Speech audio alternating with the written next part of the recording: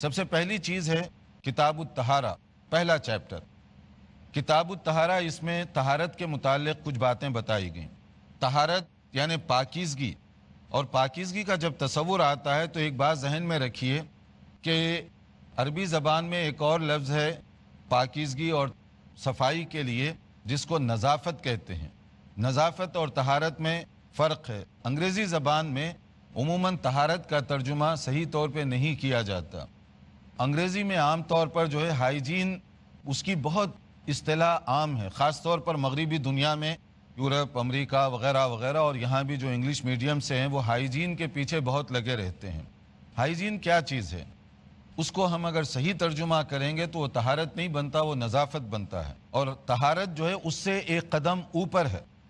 اس کا مطلب یہ ہوا کہ حدیث میں جو پاکیزگی کی بات کی گئی، موجودہ زمانے میں جو طہارت کا تصور ہے یا نظافت کا جو تصور ہے، اس سے بہت اونچا اور بہت اعلیٰ ہے۔ اس کی ایک میں چھوٹی سی مثال دیتا ہوں تاکہ آپ سمجھیں کہ نبی کریم صلی اللہ علیہ وسلم نے صفائی، پاکیزگی کا جو تصور پیش کیا، آج پوری دنیا جو تصور پیش کر رہی اس سے بہت آگے کا تصور ہے۔ کیسے اس سے آگے کا تصور ہے؟ اس کو دیکھیے کہ نظافت یعنی ہائیجین کا جو تصور ہے، آپ ہاسپٹل میں چلے جائیں، آپ کہیں اور پبلک اداروں میں چلے جائیں، وہاں سب سے اہمیت اسی بات کو دی جاتی ہے۔ اسکولوں میں جائیں، کالجوں میں جائیں، یونیورسٹیوں میں جائیں، اگر میں کپڑے پہنا ہوا ہوں، دیکھنے میں صاف ستھرے لگتے ہیں، تو یہ ہائیجین کے اصول کے مطابق پورے ہیں، مگر شرعی طور پر یہاں کوسچن مارک ہوگا کہ اس کو نظیف تو کہیں گے، طاہر نہیں کہیں گے۔ مثلا کپڑے تو صاف ستھرے ہیں، کوئی داغ دھبا کچھ نہیں ہے، ڈسٹ غبار کچھ بھی نہیں ہے، مگر اگر ان کپڑوں پر کوئی نجاست کی چھوٹی سی چیز بھی گر گئی ہو، جیسے پیشاب کا ایک قطرہ گر گیا، اب شریعت یہ کہتی ہے کہ اس سے میں نماز نہیں پڑھ سکتا۔ تو اس کا مطلب کیا ہوا؟ دیکھنے والوں کے لیے تو یہ صاف ستھرا ہے، مگر شریعت کے نزدیک یہ صاف ستھرا نہیں ہے۔ اس کو میں جب تک دھو کر صاف نہیں کروں گا، میں اس میں نماز نہیں پڑھ سکتا۔ یہی چیز میرے بدن کے بارے میں اور یہی چیز جگہ کے بارے میں بھی ہے۔